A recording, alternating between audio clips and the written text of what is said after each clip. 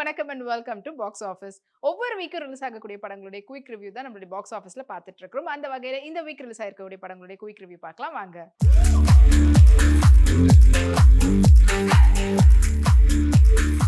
இப்ப நம்மளுடைய பாக்ஸ் ஆஃபீஸ்ல பார்க்க போற திரைப்படம் திரௌபதி 2. திரௌபதி 2 படத்தினுடைய டைரக்டர் மோகன்ஜி, படத்தினுடைய எடிட்டர் தேவராஜ், படத்தினுடைய cinematographer Philip R Sundar and படத்தினுடைய மியூசிக் டைரக்டர் ஜிப்ரான். படத்துல முக்கியமான கதாபாத்திரத்துல ரிஷி ரிச்சர்ட், ரக்ஷனா, நட்டி, வேலா ராமமூர்த்தி, தேவயானி, வைத்தியன் மற்றும் பலர் நடிச்சிருக்கிறாங்க.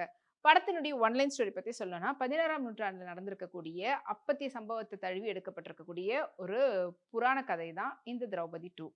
திரௌபதி 2 படத்துல முக்கியமான கதாபாத்திரத்துல அந்த திரௌபதியா நடிச்சிருக்கிறவங்க தான் வந்து ரக்ஷனா. அண்ட் இந்த படத்தை வந்து கதை ஃபுல் அண்ட் ஃபுல் அவங்கள சுத்தியே தான் இதுவாகுது. அந்த காலகட்டத்துல ராஜாக்கள் தான் வந்து ஆண்டுட்டு இருக்கும் போது நம்மளுடைய தமிழ்நாட்டுக்கு வந்து பாத்தீங்கன்னா அப்பதான் கொஞ்சம் கொஞ்சமா இஸ்லாமிய அரசுகள் வந்து உள்ள வரக்கூடிய அந்த காலகட்டம். அப்படி அவங்க இஸ்லாமிய அரசுகள் உள்ள வரும்போது அங்க இருந்த அப்ப வந்து பாத்தீங்கன்னா உங்களுக்கு 2 இதுதான் இருக்குமே. ஒன்னு சைவர்கள், இன்னொரு வந்து பாத்தீங்கன்னா வைணவர்கள். இவங்களுக்கு மத்தியில அவங்க வந்து அவங்களுடைய கடவுளையும் அண்ட் அவங்க வழிபடக்கூடிய முறைகளையும் கத்துக் கொடுத்தது மட்டும் இல்லாம, அந்த காலகட்டத்துல அவங்க வந்து கைப்பற்றினதுக்கு அப்புறமா அந்த சிறு மன்னர்கள், சிற்றரசர்கள் எல்லாரையும் அவங்க கையில கொண்டு வந்துருவாங்க.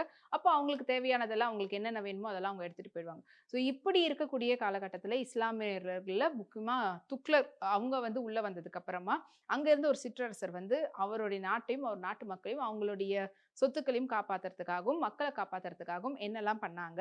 அண்ட் அதுக்காக அவருடைய ஃபுல் அண்ட் ஃபுல் படையில வந்து முக்கியமான ஒரு படையா கருட படைக்கு வந்துட்டு ரிஷி படத்தினுடைய நாயகன் அவர் வந்து தலைமை ஏற்கிறாரு. அவர் தலைமை ஏற்றதுக்கு அப்புறம் அவங்களுடைய துணைவியார் வந்து நாட்டுக்காக எதிர் நாட்டோட சேர்ந்து அவங்க என்ன மாதிரியான விஷயம்லாம் பண்றாங்க, நாட்டை எப்படி காப்பாத்துறாங்க அண்ட் மக்களை வந்து எப்படி காப்பாத்துறாங்கன்றதுக்காக பண்ணக்கூடிய சூழ்ச்சியோட சேர்ந்த ஒரு கதையை தான் சொல்லியிருக்கிறாங்க.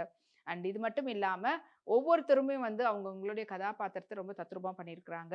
முக்கியமா நட்டியை பத்தி சொல்லணும்னா, நட்டி அவர் வந்து ஒரு ராஜாவே அழகா வாழ்ந்திருக்கிறாரு. அவருடைய பெர்ஃபார்மன்ஸும் சரி, அதே போல ரிஷி அவருடைய ஆக்ஷன் பிளாக்ல ரொம்ப அழகா பண்ணியிருந்தாங்க. வேலா ராமமூர்த்தி ஆஸ் யூஷுவல் ஒரு லைவ்லியான பெர்ஃபார்மன்ஸ். அண்ட் ஃபர்ஸ்ட் படமே தெரியாத அளவுக்கு தேவயானியா இருக்கட்டும், வைத்தியனா இருக்கட்டும் அவங்களுடைய பெர்ஃபார்மன்ஸ் கொடுத்துருக்காங்க.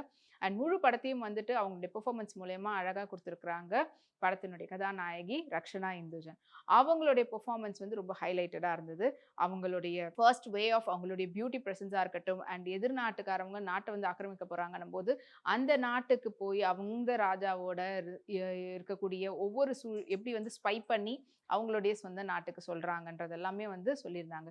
ஸோ திரௌபதி அப்படின்ற பேர் வைக்கிறதுக்கான முக்கியமான காரணம் என்ன அப்படின்றத மோகன்ஜி அவர்களுடைய டைரக்ஷன்ல வந்த திரௌபதி 1 படத்தினுடைய ஒரு முன்னாடி கதையா தான் வந்து இந்த படத்தை வந்து எடுத்திருக்கிறாங்க. ஸோ திரௌபதி 2 அப்படின்னும் திரௌபதி 1 உடைய கண்டினியூஷன் மாதிரி இல்லாம இதனுடைய இப்போ ரீசெண்டா வந்த காந்தாரா படத்தை வந்து எக்ஸாம்பிளா சொல்லலாம். ஏன்னா காந்தாரால வந்து பாத்தீங்கன்னா அந்த தெய்வம் அதெல்லாம் வந்து காட்டியிருப்பாங்க.